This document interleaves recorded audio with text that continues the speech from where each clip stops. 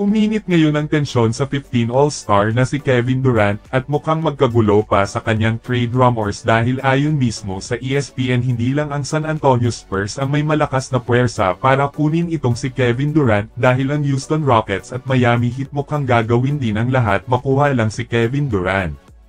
Well, maliwanag na sa lahat na handang i-trade si Kevin Durant ng Phoenix Suns, ayon mismo sa ESPN insider na si Shams Charania. Ang San Antonio, Miami Heat at Houston Rockets ay may malaking chance para makuha itong si Kevin Durant. Handang ibigay ng Phoenix Suns itong si KD dahil ito ang magiging daan para sa kanila na mag-rebuild ng mga manlalaro. Nakita nga natin na ilang ulit nang pumalpak ang kanilang Big Three kaya ito na ang tamang panahon upang mag-iba ng kanilang sistema. Ngayon gaya nga na nabanggit ko ang San Antonio Spurs ang may malakas na pinanghahawakan para kunin itong si Kevin Durant at maingay na masyado sa karamihan ang duo na mabubuo sa pagitan nina Victor Wembanyama at Kevin Durant, panigurado na malakas ito para sa Spurs.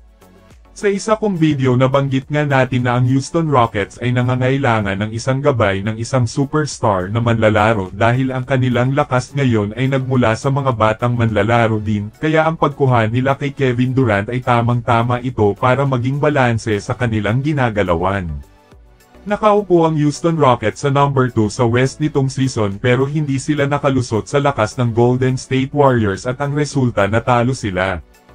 Ang Miami Heat naman ay paniguradong kukuha din ito ng superstar na manlalaro at isa si Kevin Durant ang kanilang target para ipares kay Bam Adebayo at Tyler Herro. Merong asset din na magagamit ang Miami Heat kaya malakas din ang kanilang kapit para makuha si Kevin Durant. Ang pag-alis ng kanilang superstar na si Jimmy Butler ay naging daan ito para sa kanilang bagong tatahakin na manlalaro.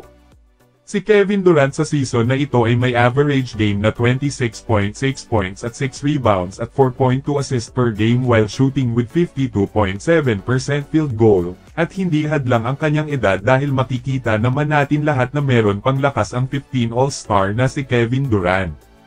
Sa kabila ng mainit sa Kevin Durant trade ay lumabas din ngayon ang maging future ng one-time champion na si Andrew Wiggins na matrade papunta sa Los Angeles Lakers para ipares kina LeBron at Luka at Austin Reeves. Isa si Andrew Wiggins ang maaaring ipadala para makuha si Kevin Durant pero merong report na posible ding mapupunta ito sa Los Angeles Lakers. Ito ang dapat abangan ngayon sa Lakers kung sino ang kanilang kukunin na manlalaro. Maaaring magustuhan din nila itong si Andrew Wiggins lalo na't meron na rin itong karanasan sa kahit na anong laban sa basketball, nakasungkit na ito ng kampyonato mula sa Golden State Warriors at isa siya doon sa malaking piyesa sa kanilang kampyonato. Well, para sa Miami Heat si Andrew Wiggins nag-average ng 18 points at 4.5 rebounds at 2.6 assists per game while shooting with 44.8% field goal. Ang kanyang estilo sa paglalaro ay nababagay din sa Lakers, malakas na puwersa ito kapag nagkataon na merong Luka, LeBron at Austin Reeves at Andrew Wiggins. Pero bukod dito isa sa inaasahan para sa Lakers ay yung kukuha ng big man player at ayon sa ibang report meron ng target ang Lakers para dyan.